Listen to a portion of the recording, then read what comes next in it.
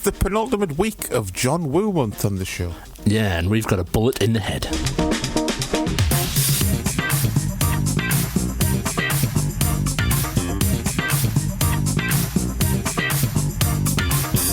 The Chris and Chris Show.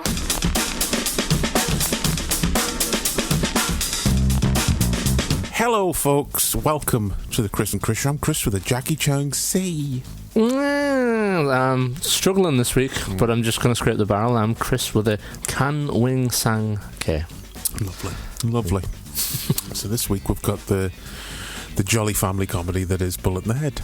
It's a nice one you could watch at Christmas. You could watch it at Christmas, actually. I think I might add it to the rotation this year. Right before Die Hard and after Black Christmas. Yeah, it'd been a while since I'd seen it, I think.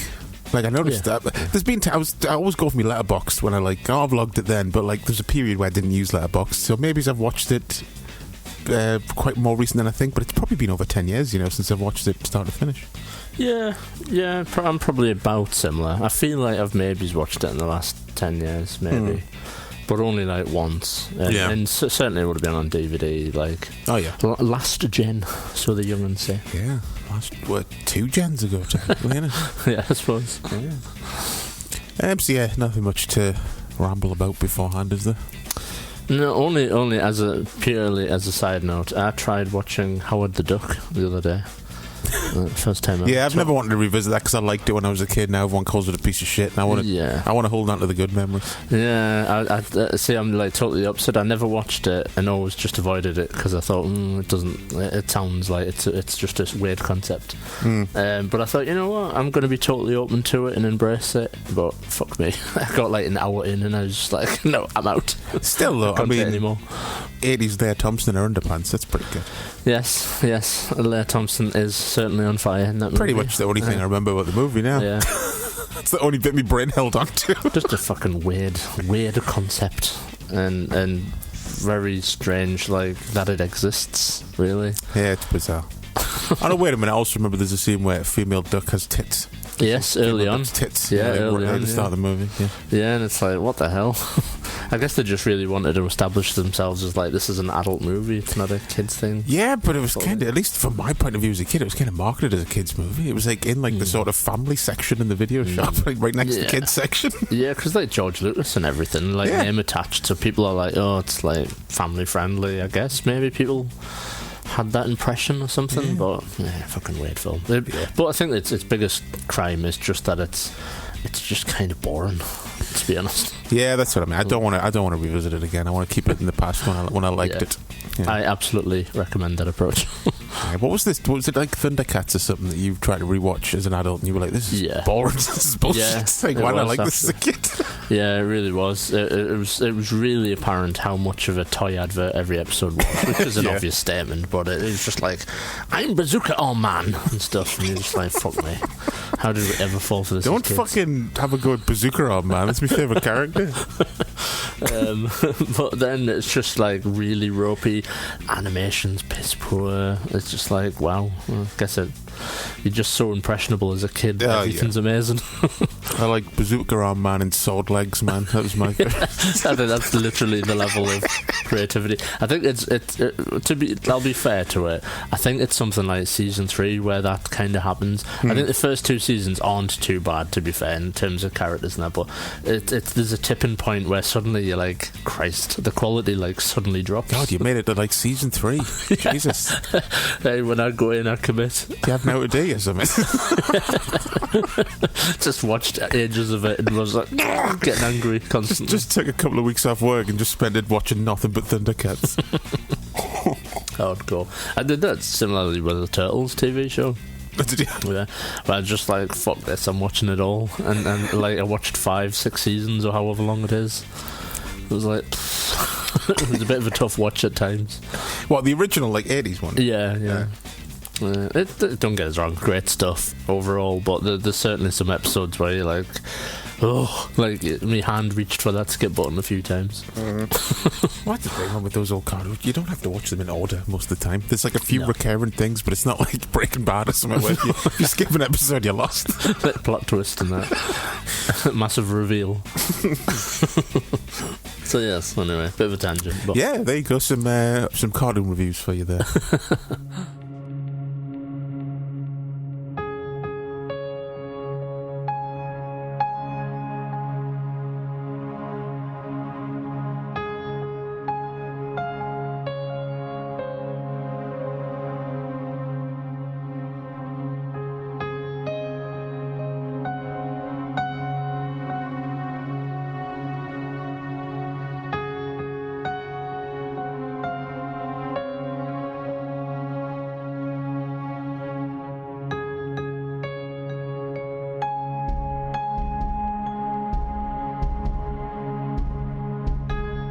So Bullet in the Head was released in 1990, which is mental, really, because it's only a year after The Killer, and for a film of this scale, that's pretty mental.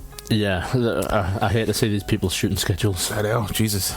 Here's the way that gets confusing, because it's one of those films with, like, alternate runtime stuff. The longest version of the film at this point is 2 hours 16 minutes. Did you watch? I watched the 2 hours 10 minutes one, like the standard one, I guess. Yeah, me too. Okay, cool. Directed by John Woo, of course. It stars Tony Leung as Ben, YC Lee as Paul, Jackie Chung as Frank, Simon Yam as Luke, Fenny Yoon as Jane, and Yolanda Yam as Sally. What's it about, though, sir? Okie. Well, set in the 1960s, 3 young men who are best friends have grown up together in poverty. They dream of a better future and swear to lift themselves out of the gutter, but their lives take an unexpected turn when they are forced to flee to Vietnam after a gang dispute results in a murder. Mm-hmm. The trio's bonds are put to the ultimate test when they must fight to survive a war-torn Vietnam. Mm-hmm. I guess the first thing to say, this is probably... I mean, up until this point, this is John Woo's epic. Do you know what I mean? Yeah. Massively. The scale isn't set. Mental, I didn't know this, though, until reading up, like, before the show, that because, like, no one really wanted to touch the movie, he pretty much funded it himself. Oh, yeah, out of his own pocket. Which is insane. Because wasn't it, they said it was, like, it cost, like, at the time, the equivalent of $3.5 million American dollars. Mm-hmm. But that was still the highest budgeted Hong Kong movie at all time at the time. I'm like, that's mental. That he was an epic amount, isn't it, for Hong Kong cinemas at that time. And then he was just so fucking... He just believed in it so much, he was like, bollocks, and just, like, funded the majority of it himself, which is crazy. Yeah. And once again, similar to The Killer, wasn't a smash hit in Hong Kong. No, people didn't... kind of like the tone of it and, like, all the... It's the Tiananmen Square stuff, I think, turned people off. Like the nods to that, like it was still a bit fresh and political sort of commentary wasn't really alive and well in Hong Kong, and it still isn't. You know, to this day. Yeah, in a way, yeah. The thing, it's pretty ballsy, really. Putting that sort of stuff in. I mean, I certainly made note. Like that would not happen today. No way. No. That would not happen. The bloody Chinese government will probably boot your door down. But it sees your film print and doing it, to be brutal. You gotta respect John Woo, though. Like, bless him, he was like trying to make like epics and art basically at a time when you couldn't really get away with that. Like, I mean, you know, there was art house Hong Kong filmmakers and stuff, but they weren't making movies to make like blockbusters, which is what, like, you know, the business John. He was still in like the mainstream film industry, but he's trying to make like 3-hour-long political war epics, and people were just like, no, you can't do that, John. Like, I feel bad. The frustrations, like, even to this day, really, when you look about online for like reviews and stuff, I was curious to say like what some of the negative reviews, because I mean, we'll get to it, but I will say I don't think it's a 10 out of 10 film or anything by any stretch, this film, but you know, some people that are like 1 out of 10, oh shit, and stuff, and I'm like, oh, okay, why do you think that? And the reviews are all like, there's not enough like gunplay in this movie and stuff. Wow, and it's just like, see, that's the fucking stupid mentality of these movies, where they're just like, Jackie Chan does a funny kick, and that's all they want to see in every single film, sort of stuff. And like that mentality of like, do the 2 guns thing again. It's like, fuck's sake, like, allow the guy to make a different movie. Well, I was going to get onto it. I guess we'll talk about it now. Like, I think there's not that much, obviously, like that review so eloquently put. There's not that much of the typical John Woo stylish gunplay. No. But what there is of that in the film, I think, feels out of place compared to the rest of it. It feels like all of a sudden we've stopped and it's like The Killer for 5 minutes, and then it's back to like the grime and misery of the rest of the movie, so it feels weird. Yeah, if anything, some of the action, like you said, I agree with that. Some of the action sometimes does kind of stand in the way of the storytelling, you know, like in a different movie that would be great. I suppose one example is when they go to like get revenge on Ringo. Yeah. And it's a great scene, but it's like it borders on being out of place. Yeah, it's weird because like the opening montage and stuff, like that feels a bit more scrappy and real, like the gang fight there. And then there's it's a lot more cinematic, the fight with when they like kill Ringo and stuff. But like I said, it's a great scene and it's great. I love that bit where Tony Leung like swings on that chain and like grabs Ringo with his legs and slams him. It's like a wrestling move. That didn't look, but I don't know who did the choreography. I'm not sure. It might be Ching Siu Tung again because he worked with him on like Better Tomorrow 2 and The Killer, I think. So it's very tight though. Yeah, very tight. Yeah, and especially because Jackie Chung and Tony Leung aren't known, at least at this point, for doing fight scenes, and they look like they can hold their own. So yeah. I suppose it's probably worth mentioning at this point as well, speaking of like collaborations and whatnot, that it's obviously a departure from Thingy Hawk. Choi Hawk. Choi Hawk. Yeah, The Killer was the final straw, I think, for the pair of them. Yeah, so he like went his way, and I guess John Woo struggled a little bit in terms of, like going back to the point about like financing the movie and stuff. I think a lot of people, he was kind of blacklisted basically. Yeah, it just sounds over. I mean, I don't know what the actual story is behind it, but it just all sounds very petty, doesn't it, really? It's a shame. Yeah, because it's kind of funny that, like, what was said on the Better Tomorrow show, like in its original inception, this was supposed to be a prequel to Better Tomorrow. So at least two of the characters were supposed to be like T. Leung and Mark. Which would have been mad. Yeah. I doubt it would have been this exact story, because that would have been weird to watch this exact story and then watch the Better Tomorrow and go, what the fuck? Yeah, they're all like nice and adjusted by the time you get to Better Tomorrow. Yeah. But like, it is kind of like the pettiness of it, of like Choi Hawk just going off and making his own prequel set in Vietnam with Chow Yun-fat. It's just, And I did read that they like hurried the production of the movie to get it out in cinemas like, at the same time as Bullet in the Head. Yeah, that doesn't surprise us. Again, it's just like, ugh. I bet Chow Yun-fat felt a bit, conflicted about that, because obviously he's stuck in the middle. He's obviously friends with Choi Hawk and John Woo. He probably felt a bit bad about it. Yeah. What do you think about, just thinking about like what we're talking about there, what this film would have been if, because who was he going to play again? Was he going to play the Frankie character? I was going to get into that. Yeah, I've seen an interview. I think it's that interview I was talking about on the Better Tomorrow show, where I think he says he was going to play the Tony Leung part. But I've also read that he was supposed to play. He was offered the role of like the Simon Yam hitman character. Luke, yes, I've read that. Okay. I think what probably that is he was going to play the lead when it was the Better Tomorrow prequel, and then when it became this, he was offered the role of the hitman. That makes more sense, I think. Yeah. Well, yeah, I don't know. I think it's nice to see a departure. Like it separates this film a little bit more from the other John Woo Chow Yun-fat, where I think it does. If Chow Yun-fat had been in this, even if it wasn't a Better Tomorrow like prequel, if it had just been its own thing but starring Chow Yun-fat, like would it have been too many Chow Yun-fat John Woo movies? Yeah, considering like I guess how more personal the movie is, it might have been a little bit distracting, I guess. In a way. Yeah. Because I love Simon Yam as the hitman character. I think he's really well cast. Yeah, he's got a great charisma, doesn't he, Simon Yam? I'm trying to think. He's not. No, I've imagined that, haven't I? But he's not the dude in Shanghai Express, is he? No. He just looks very similar. At the start when like the guy, antagonist to the movie, the bounty hunter guy. The bounty hunter guy, yeah. Just suddenly popped into my head there. I can't remember his name. I think he's another one of those guys that's like a pop star. Yeah, he looks like a kind of a pop star. He has that. Same with Tony Leung. I always think he has a very like pop starry look going on. I had this weird memory when I was watching the movie. Jackie Chung, who's a pop star. I remember like in the early 2000s, like 2 a.m, I'm flicking across, like just going through every channel on Sky till I get to like the foreign channels at the end. And I was on the Chinese channel, and there was an ad for Jackie Chung live at the Newcastle Arena, and I was like, what? They tempted to go on there. Yeah, I was like, that's fucking crazy. God. Yeah. Still doing the rounds, eh? Yeah, at least then. Back then. Yeah. Bless them. Yeah. I wonder how it sold. Yeah, I guess there's like a big Chinese community. Yeah, community. Yeah, so fair play. It just shows how popular he was, though. If you can just come over here to like Newcastle and just book out the arena, it's crazy. Oh, but it's such a good cast, though, isn't it? Like, Oh, this yeah. movie. I think, like, the main guys, I mean, everyone involved, obviously, but I think in the main, I do agree that there's some dejectors. I think John Woo himself said, like... The Wisey Lee thing. Wisey Lee, like, kind of dialed it in a little bit.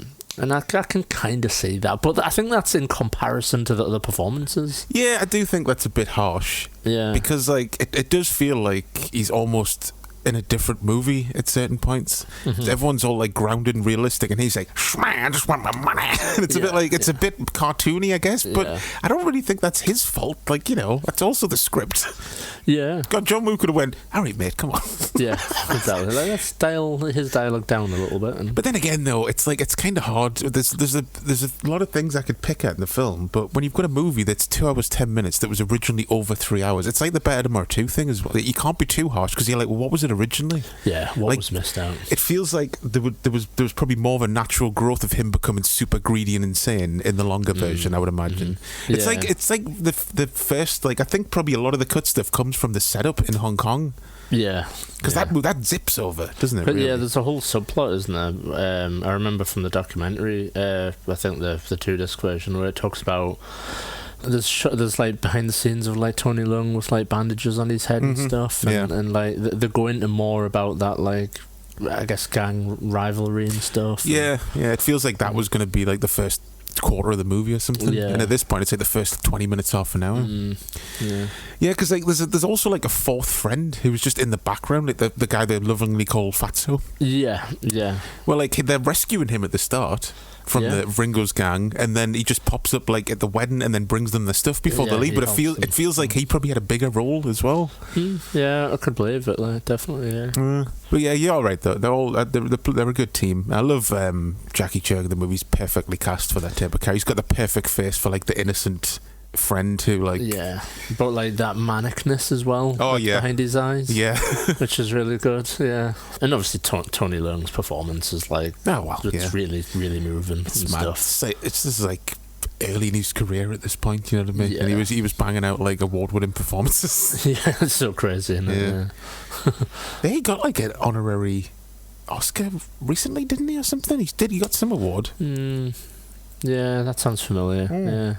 Well deserved though. He's such a good actor. Yeah, it's it can be sometimes difficult when you're not, like, obviously we can't speak the language and stuff, and sometimes like that translation and stuff sometimes doesn't come through the screen of emotion and stuff. But I think, like, with him, it like absolutely does it. There's a few moments in this film where you're just like, fuck me, that's like really powerful, that performance. Yeah, because just all in his face. Yeah, I'll get to it next week, but there's a moment in Hard Boiled which is like one of my favourite pieces of acting ever, and it's so small, but I'm always like, fuck me, that's good. Something that I completely forgot about, but the scene we were talking about from Better Tomorrow that's recreated in this, the whiskey scene. Oh yes, yeah. They're like, I'd forgotten that like the piss scene was filmed. Yeah, but it's just like played off as whiskey, I guess. So yeah, he drinks the whiskey, and then his henchmen just pull out like pint glasses full of piss and make them drink that as well. Grim. Lovely. And that's basically why she looks so upset when she walks off the stage. Because she's just witnessed that. And when you know that, if that scene feels weird, I was just like, oh, look at them getting drunk. Where she's like on heroin and stuff. Yeah, exactly. Yeah. At that point. I will say though, like, I mean, it's in my criticism section as well, but I'll mention it now in case I forget.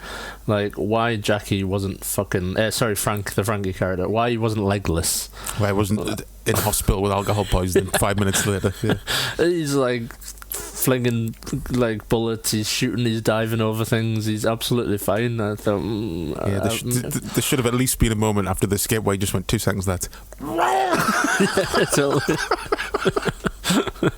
I mean, maybe the trick is you drink a bottle of whiskey and then chase it with a lager. That's what he does. I'm going to try it later. Maybe it's just the adrenaline, the pure adrenaline of potentially dying. Just stopped him from getting drunk. Because that's really, when we're talking about the action and stuff, that's really the only... There's a lot of gunfire and death, but that's really the only John Woo action scene in the movie, I would say. The shootout in the nightclub. Yeah, because the other action's very, it's just a war movie. It's just manic war and explosions and shit, yeah. I mean, don't get us wrong, it's a great scene. And I wouldn't say it's necessarily as stylish as The Killer or Better Tomorrow 2. No, you don't really have that, do you? No. There's no like backsliding shenanigans. See, that's the problem, innit? No backsliding, as we talked about last week. If someone slid down the bag, I'd be like, nah, I can forgive it. That would bump it to a 10 out of 10. Add an extra star on there, definitely. And again, I could be watching, like, I don't know, fucking Captain America 10, and I'd be like, this is fucking bullshit. Oh, wait a minute. Someone just slid on their back and shot two guys. Right. Yeah, basically, we discovered this last week, basically, when we realised that point. Yeah, it's a weird action kink we both have.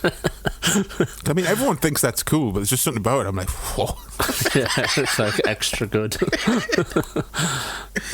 Yeah, I always thought it was about the forward jumping, you know, like the Max Payne forward jump, but it's not. It's about the back jump. It's all about the slide. It's all about the slide. At least for me, that scene always stuck in my head. Like the first time I saw it, I thought, Jesus Christ, this is not hard-boiled. The scene in the prisoner war camp with the Vietnamese. Yeah. That is harsh. It's very brutal, that scene. It's kind of hard to watch. Yeah, there's a few times in this movie where it's like, ugh, especially on, like, I imagine, I can't really think back to the first time I ever saw this movie, but I think when you first see this movie and you don't know where it's going to go, it's like the potential of people about to be killed and stuff's like really tense and grim and stuff. Yeah. But yeah, the way they just pull it off, like forcing people to shoot other people and stuff. Yeah. Like grim, very nasty. And of course, I mean, you know, there's a lot of bit like The Killer. There's a lot of influences from other movies. Like everyone always says, like it's a bit Deer Hunter, it's a bit Apocalypse Now, and all that. But I think Wu pulls it off with his own ideas. Mm-hmm. Yeah, it'd be unfair to call it Hong Kong Deer Hunter, put it that way. No, definitely not. Yeah, I think it has a different slant on the fact that it's like Chinese citizens or Hong Kong citizens, and you know the play on that when they first get captured and they're like, we are Hong Kong people. And with the passports, because they think that'll give them like a pass almost. Yeah, but it just doesn't. No. They may as well just be Americans at that point, basically. Yeah. They'd be treated the same. But yeah, the back and forth between Tony Leung and Jackie Chung when he's like, just do it, it'll be fine, when they force him to like shoot American soldiers and stuff. It's fucking awful. So fucking hard to watch. Yeah, and then like probably the best acting in the movie for me is like Tony Leung's like when he's like he volunteers to do it. Yeah. And he's like, I'll do it. I'll make you happy. And his face is like portraying like fear, panic, fake happiness. Yeah. It's just so powerful. Just trying his best to keep it together. Like, how the fuck would you keep it together in a situation like that? Do you know what I mean? Yeah. And then obviously the twats when they're like, oh yeah, now you kill him. Yeah. There's all these big mate. Awful. And then like it's kind of one of those movies where with the first time you watch it you're like, is he just going to do it? Because this film's so fucking like depressing and grim. Yeah, I wouldn't be surprised if that's how it fucking ended. Yeah, like the emotions. I sometimes wish I could like blank this movie out of my brain and watch it again, because that would be tense as fuck on first view in that scene. I reckon. Definitely. Again. Yeah.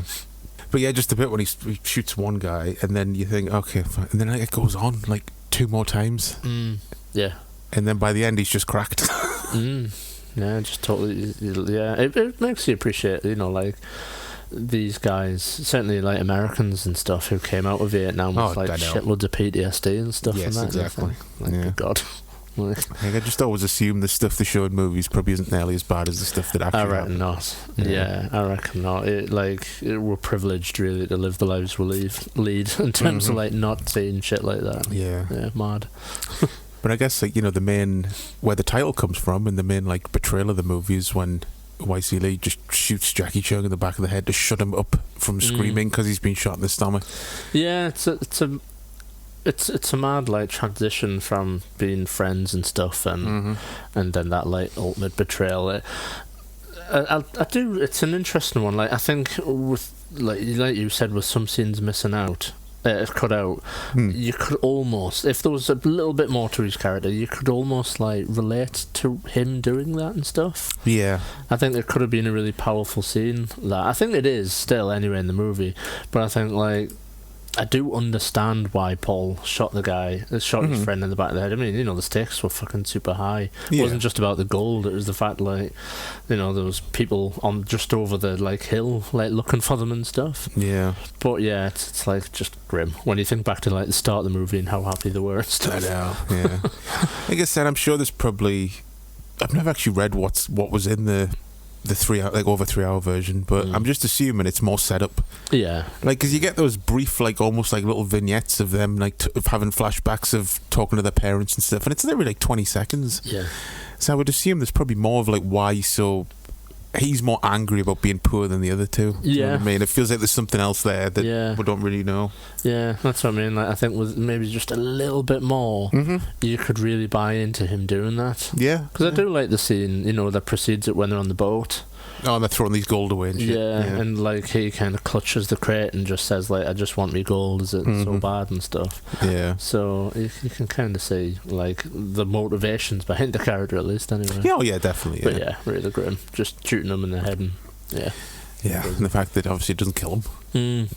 So he's just left. I'm not really sure what the passage of time's supposed to be. Maybe he's like from that to him meeting up with Simon Yam again. Maybe a year and a half, something like that. It's difficult, isn't it? Yeah, it kind of feels to me like it might even be a bit longer. I think it almost feels like you're no longer in the 60s. That's the only reason I sort of say that, like, or even early 70s. It feels like there's probably 2 time jumps, I think, from when he goes back to see him and then he kills Jackie Chung's character, and then when he goes back to Hong Kong. Yeah, true. Because he's got like a 4-year-old son at that point, so there's at least that, and obviously Wisey Lee's become like a fucking high-ranking like businessman and stuff like that all in that time. Yeah, this is it. There's obviously got to be in some time, unless it's like the organisation with the highest turnover ever. Like people, it's just like Darth Vader. People are just getting choked every day. Just walked in with his fucking like still haggard from Vietnam with his box of gold, and they were like, "All right, fine. Where do you want to work?" Yeah, he's like acting CEO like a year later. I did kind of chuckle at that bit this time though, because I don't know. It's obviously, let's say it's 1970. It looks very 80s, that board. Well, they're all wearing very 80s suits. Yeah, this is it as well. It's difficult because they didn't put a lot of, not in a mean way on this movie, but they didn't put a lot of effort into like making it authentic or anything. Like you said, it screams 80s. Everything else is fine. It's just that scene for me. It feel like, wait a minute, did it cut forward like 20 years? Yeah, like why isn't everyone like grey and stuff?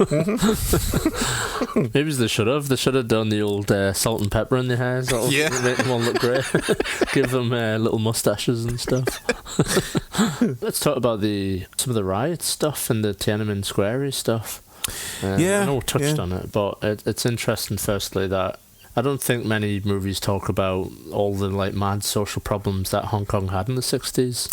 Yeah, it's not really. I think this was the first time I saw this was when I realised stuff like that was going on in Hong Kong in the 60s. Yeah. Well, just people just pissed off and unhappy, very much like in the 80s in the UK and stuff, where it was just a slow build to people just being generally pissed off with like employment. And like something was about to kick off of it at some point. Yeah, by all accounts, like I was having a Google, like quite faithful to like some of the stuff. The fact that as you usually expect with these sorts of scenarios, it started with a small trade dispute with factory workers and stuff, but it got to the point where it was just like mad troublemakers coming over from the mainland and stuff who were wanting to fucking set bombs and stuff and blow shit up. So it like kind of it's highlighted there that that scene with a guy defusing the bomb and stuff. Yeah, I was gonna say that's in me highlights, that scene. It kind of sets the tone for the rest of the movie. Well, he kisses his wife goodbye just as a guy explodes behind him. I'm like, yeah, that's kind of the rest of the movie, mate. Sorry. With his arms chewed off, pretty much. Yeah. It's an awful looking explosion. Like, it looks like a real explosion. You know what I mean? No, it doesn't look like a movie explosion. It looks like they just blew a guy up. It's up. Oh yeah. The grimness of the violence at times in this movie is really like well done. Yeah, definitely. Yeah. I think that's maybe it's one of its failings. That sometimes like the fact that sometimes the action and the gore and stuff's like a mad juxtaposition to some of the action and gore in other scenes. Yeah, like I wonder if that was a thing. I don't know. I wonder if Wu made any like sort of. He gave in a bit and was like, okay, right, I'll put some of my usual stuff in, or if like if this was always his plan to make like a sort of serious war epic, but with his style. I don't know, because like I said, whenever there's a cool bit in slow motion of like people getting gunned down and stuff like from another movie, it just feels weird when compared to like that guy getting his fucking face and arm blown up. Or like the like kid that gets executed in the courtyard. Yeah, You know, where they like line them all up and there's stuff. literally like blood squirting out of his head. Yeah, and then he just puts his like boot on his head, like to like control the blood going everywhere, sort of thing. It's just like really, really grim. In some ways, though, thinking about it, like when it comes to scenes like that, I kind of do like the bad jump between styles because it just keeps you on your toes. Yeah, true. Yeah. You're never quite sure what the fuck's going to happen next. Like, is something cool going to happen or is something disturbing going to happen? I mean, What the hell? literally the intention of that scene was like so that you go through the same emotions as the characters, I guess. You know, is it Frankie that like vomits when they're like in the next scene? Once they've like calmed down a bit, yeah. So yeah, great tension throughout with scenes like that. Yeah. What about the bit of a subplot with obviously the female character? Yeah, John Woo has a type, doesn't he? He does. Like singers that are in dire need of rescue. He certainly does. But yeah, the Sally character. Yeah, I like all that stuff. Once again, though, it feels a bit like there's more like when they like go over a backstory and that's really quick. I don't know, it feels like there's whole scenes there that have been condensed into a flashback. Maybe not. But I don't know. Like, there's any problems I have with this film, it just feels like there's parts that I just say, okay, right, fine, we're caught up. Yeah, because it's easy to like misunderstand or miss like the importance of Sally. Yeah. I think I always remember like the first time I watched it, I'm pretty sure I was like, is that his wife? Like, same woman. Just totally misunderstanding who she was. I'm like, why is she in Vietnam? I didn't get it. I mean, it doesn't help that obviously they're wearing very similar makeup to when she's in the wedding scene and stuff. Yeah, true. Yeah. But yeah, it's just probably not done in a great way. So you don't quite catch on. You quickly catch on once you understand like she's a different person and stuff and that. I mean, the whole thing of like Luke's relationship with her and like his relationship with the bad guy, like that could be a movie on its own. yeah, definitely. Yeah, him being like this hitman and stuff and that. Yeah. They're cool with these exploding cigars as well. Yeah, that's very Bond, isn't it? Yeah, I love that scene where, you know, he gives the piano player a cigar and takes the gun from under the piano, and then that really quiet assassination with when Tony Lung's in the bathroom in the toilet and he's like, just step aside please, and just blows that guy away. It's very cool. Yeah, definitely. And then he like doesn't acknowledge that he saw him in the toilets earlier and things. Yeah, he's just like, we've met before. Go to Simon Yam. Yeah, very good. I finally watched for the first time that movie that he made in London. Like, it's a Hong Kong movie, but it's primarily filmed in London, and it's like the other Hong Kong version of Crying Freeman called Killer's Romance. Oh, right, yeah.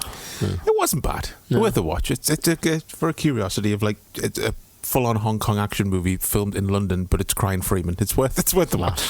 Yeah. Sounds like a mad. It's just, it's I don't know, it was just like the certain bits that just made us chuckle. I would say it's filmed in like the same year as this, 90. So just he's on a train at one point, like reading the fucking Daily Mirror. And like you see like I can't remember what supermarket it is, but it's some supermarket that just doesn't exist anymore. Like Safeways or something like that. And I was like, this is fucking bizarre. Like watching an old curry or something. Yeah, exactly. Yeah. Okay, shivers down the spine. Do you want to move on to highlights? Yeah, it's quite a lot. Well, my first one, like I said, that the kiss goodbye and the bomb going off. I love that moment. It's a really good moment. The scene where I just said with Simon Yam, and I do like from a pure dramatic filmmaking point of view. I do love the whole scene in the prisoner of war camp. As hard as it is to watch, like the performances, like we said, are insanely good. Yeah, I think that's definitely on my list. Just the pure acting from Tony Leung, like really, really good, crazy. Yeah, for me, one of the great bits is the boat scene as well, I guess, going down the river, you know, like after they've escaped with the gold and stuff. Yeah, classic famous bit where everyone points guns at each other, sort of thing. And that was the old Made in Hong Kong cover. Yeah, just tension super high. But again, it's stuff like that delves into like the characters' motivations and stuff, and like why they're doing it. Yeah, it's insanely infuriating how, like, you know, they're just like gutted that the singer's just died. They're just quietly contemplating what the fuck they're going through, what the hell's going to happen next, and he's just like, the boat's not good, man. Yeah, well, you're like, oh, shut up, mate. I think literally. So, I mean, it's a great scene when she dies. Really, really sad. You know, she's dressed in a nice, pretty red dress and stuff. Yeah. Twat bad guy shoots her in the back. When she does pass away, like the passport slips out of her hand, like really nice little touch. Yeah. And then she floats away, and it's really nicely done and a massively somber moment. And the next shot is of Paul, like, with a big smile on his face, like driving the boat. Yeah. Because he's, like, happy that he's gotten away with his gold. Yeah, absolute twat. So you really know, like, you're in trouble with that character at, like onwards, basically, from that scene where you're like, that is such a good cut to just his grin face. Proper bastard. So yeah, really, really good seeing that. Some of the war stuff is a real highlight for me. There's a shot where, like, the Ben character, Tony Leung's, like, shouting for Frankie. And the helicopter. Yeah, it just goes right over his head. Yeah. Stuff like that would say, bloody hell, really nicely shot. And just all the explosions and stuff, it's crazy. It's mental. I wonder what, like, most of the budget probably went on the pyrotechnics, I'm assuming, for this scene. Yeah, they, like, blow up, like, an entire village, basically, at one point. Because I was looking up before, like, bits of information and stuff, and it says, like, some of the helicopter stuff is stock footage. Yeah, I could believe that, some of it. But I'm like, they've obviously got 2 helicopters there flying around, which is insane. Yeah, I think it's a clever mix of editing and stuff. I think maybe it's when it's, like, the real wide shots. Yeah. You can see a certain amount of graininess and stuff. You can kind of tell on one shot where, like, there's 2 helicopters, like, bombing, like, down a river. And, like, that's probably stock footage. But, maybe, I don't know, they had the helicopter for, like, an hour, and just that was the biggest shot they could get, I guess, of the one going over Tony Leung's. Like, imagine that takes some fucking setting up. Yeah, well, ballsy as well, like, flying that low to the ground and stuff. It looks super close to his head. Yeah. You think, like, bloody, you know, like Twilight Zone type stuff. Oh, yeah. It's fucking super dangerous. I wouldn't be surprised if his reaction of, like, grimacing and cowering down was real. Yeah. Jesus, John, I didn't know it was going to be that close. Yeah, because, you know, these things are super loud and put a lot of air, like, downward thrust and stuff. It would be really hard not to shit yourself with a helicopter flying over your head like that. By the way, did you read that story? I'd never heard this before. I don't know if it's true, that, like, John Woo got, like, squibbed up and a extra, like, blew him away to get Tony Leung to cry. Yeah. I saw that, they like filmed it over and over or something. Yeah. But then apparently, like, because he was standing so close to him with, like, blanks, it, like, really hit John Woo. Yeah. So he was just lying on the floor and paying, like, action. Pretty crazy. Crazy bugger. Obviously, it's worth mentioning he's in this film as well, of course. Yeah, he's standard cameo as a cop. Yeah, like a chief, like an inspector. So he always plays an inspector. Basically. Yeah, either plays inspector or a retired inspector, like in Hardboiled. So bless him. We didn't talk about the ending. I suppose maybe some of the criticisms it fits into, to be fair, like. True, yeah. That's what I was going to say, basically. Yeah, because, I mean, let's sort of tip over to criticisms. I think, at least this version of the ending, I just think it sticks out. It goes full on John Woo, too much. Yeah. Like, it doesn't match the tone of the movie at all. I mean, no. I think him turning up with a skull is a little bit too much. I kind of like that. Yeah, I kind of like that. I think if it had been done in a different way, but I don't know, just rocking up. Firstly, like, I mean, they shot him in Vietnam. How did he get the skull? Like, what, did he just literally cut his head off and then, like, strip the meat off like fucking Predator or something? That'll be in the 3-hour version, man. Like, how do you get somebody's skull after you've killed them?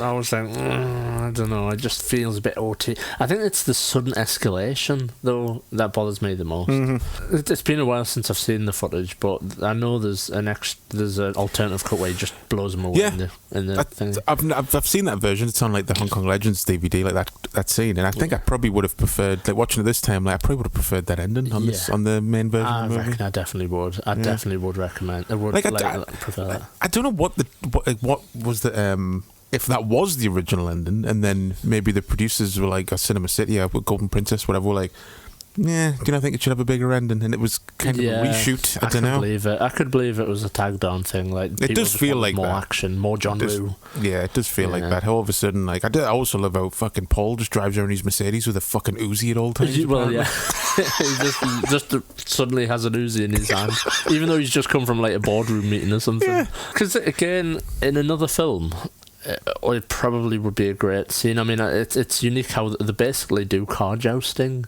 driving at each other and stuff. And it looks full on as well. All the like ramming into each other and the car stunts. The cars are absolutely fucking totaled by the end of it. Yeah. So great scenes, but just at the end of all that, I just think like. I mean, I do love the scene once they're out of the cars and Tony Leung's all shot up and stuff, and he makes him shoot the skull. I think that bit's like just insanely tragic and awful, but good. You know what I mean? And just Tony Leung's final scream. Just that, like fuck. Just sums up the fucking whole experience, doesn't it? Really? Yeah. I mean, the end shot is a bloody crazy end shot. Like the skull and the flames and like. His dead friend and him just hobbling off to fuck knows where. What the fuck's he going to do now? Yeah, it's just like, and that's another thing, like with the ending, like, you've just found out you've got a son. Well, yeah. And again, like, what him coming back to Hong Kong is like a kind of a weird move, because isn't he still wanted for murder? Like, yeah, you know what I mean? Like, wouldn't he just get arrested like immediately? And there's no arc there. He comes back and his wife's there, and his wife's teary eyed, and he's like, "Hi, I'm back. Sorry, love, I'm not staying for long though. I'm off to murder somebody else. I've got to go fucking kill Paul." Sorry. So again, it's like I don't know. It just loses some of its like its message a little bit. I mean, you never know. He could have went back, went to the police station, was like, "I know you're looking for it. Just want to say it wasn't me. It was Frank." Pin it on him. But speaking of which, though, when he does kill him, and kind of another semi-criticism for me is.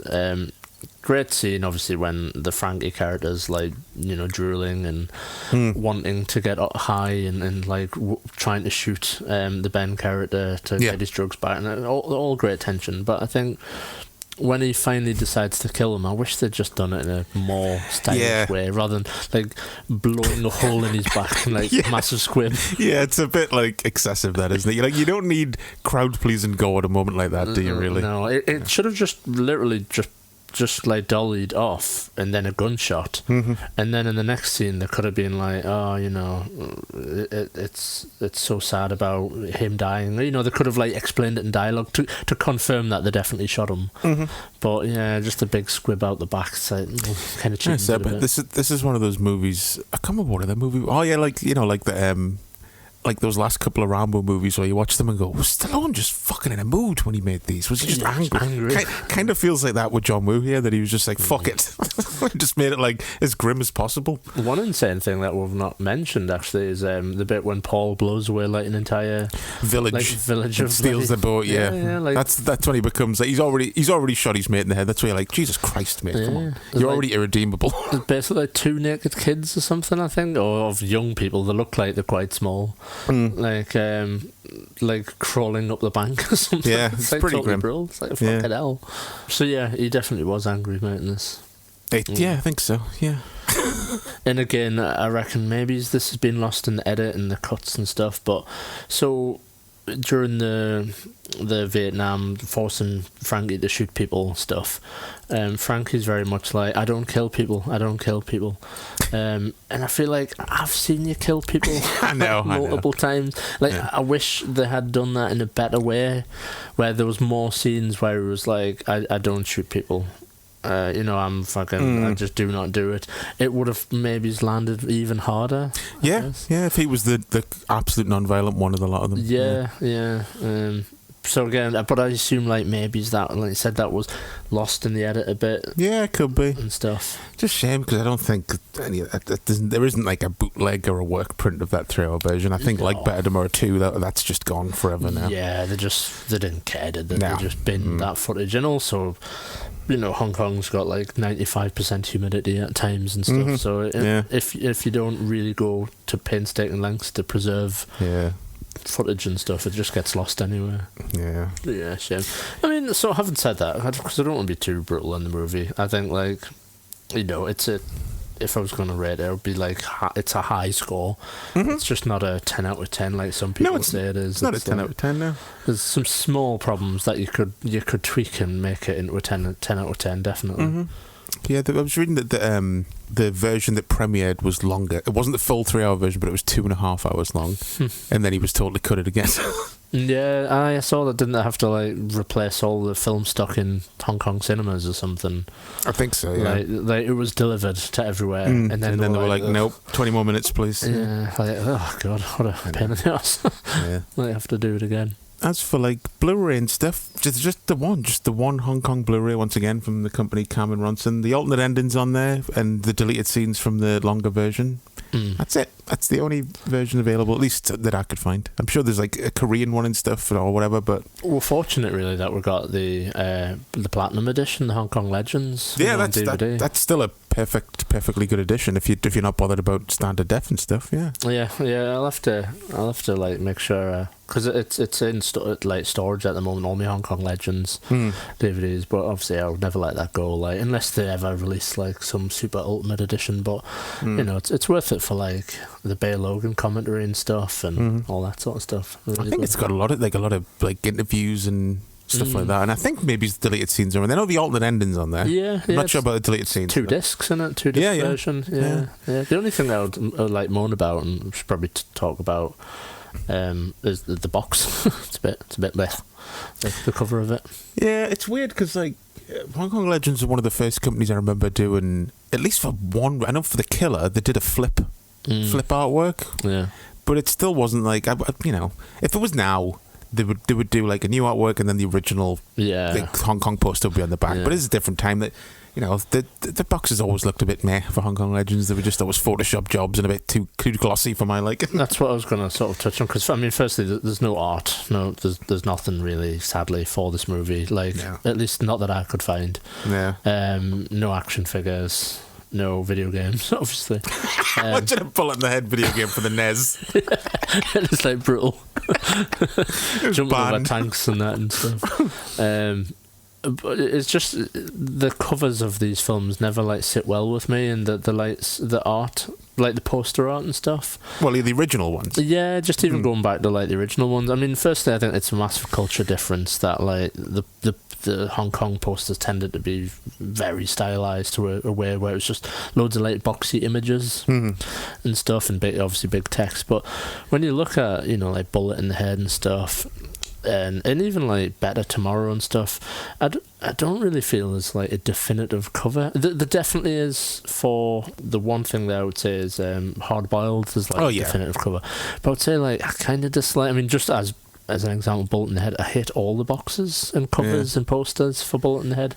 I don't feel there's like a one when you Google the film and look down the list of images and stuff, nothing really jumps out at me as being like, that's really like invocative and that captures what the movie is or anything. No, true, yeah. Like, I've always thought that about the original Hong Kong poster for The Killer. It's just like a purple skyline with just Danny Lee and Giant Fat's faces. It looks like a sort of drama. yeah, and it's just such a common thing that persists, I think, a lot of the time in Hong Kong films, where at least through the years and the re-releases and stuff, they never know what to put on the cover. No, because you're going to need something that's going to sell it for what it. I guess just the way they used to promote stuff in Hong Kong, it was always just like, it stars this actor, this guy you like. So that was it, really. Yeah. So I think if we were ever going to get an ultimate release or anything, or some company that fired into life and it was like Hong Kong Legends 2, I would really want them to really consider like what the boxes of these films are going to be and stuff. The box art for like if there was like new releases of John Woo movies, the amount of artists out there now, like the box art would be amazing. Yeah, hopefully, like one day we'll see it. I think that I don't know if like. I don't know if he's a fan. I know he's a Kung Fu fan, but that Kung Fu Bob O'Brien, he would do awesome cover art, I think, for John Woo movies. Yeah, he'd be good. Yeah, I don't know if he's... Obviously, he tends to do, like, the older, like, Jackie Chan sort of movies and stuff and that.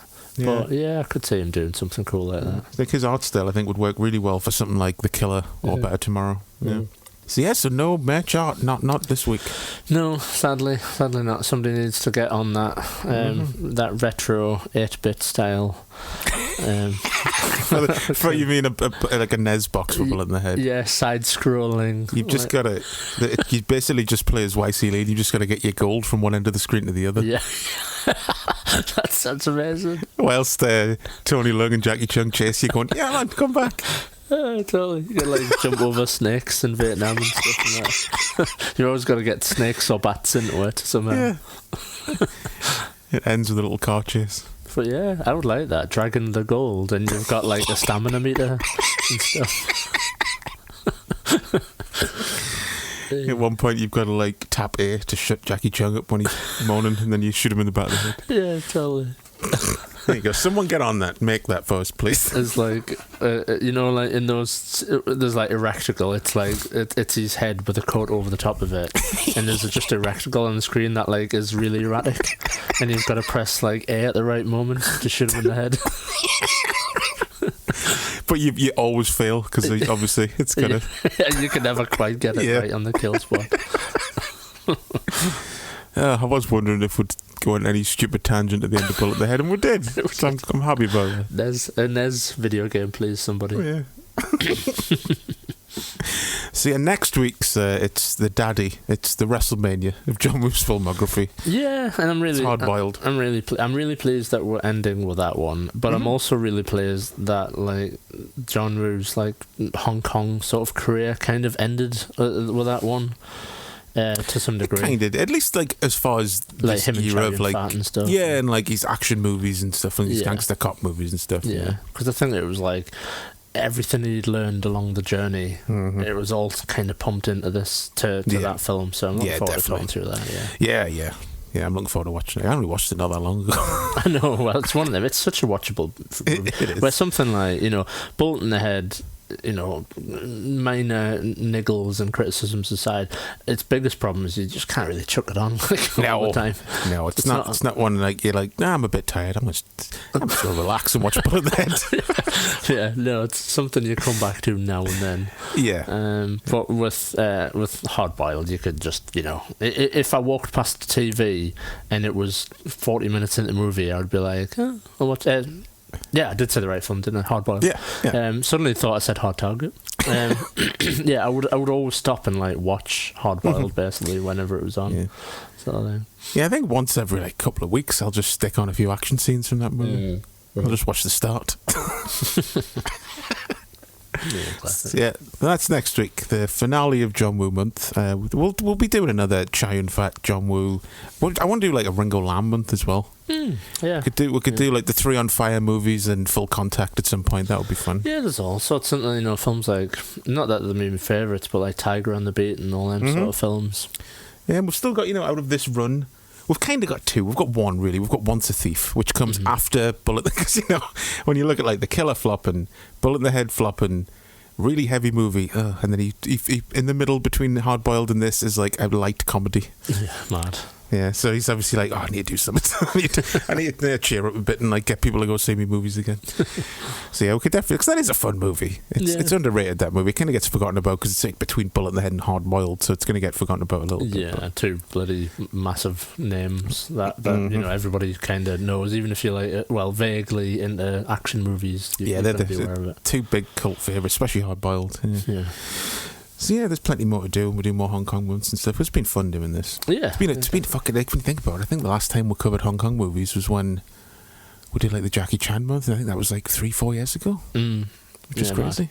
Man, because like, I mean, we've both got massive collections and exactly of Hong Kong action movies and stuff. And the more we do through this month when we've been talking, like, where's all the love for these movies these days? I keep thinking, like we always said, we should have just made this podcast exclusively about Hong Kong movies. Yeah, there's certainly enough content. There's a fucking niche there that we're just fucking missing out on. So yeah, next week, Hard Boiled. If you want to get in contact with the show, it's thechrisandchris@gmail.com. Find us on Instagram at The Chris and Chris Show.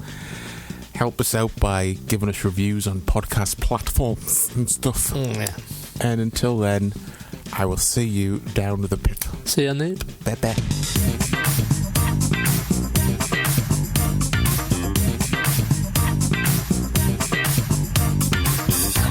Chris and Chris Show.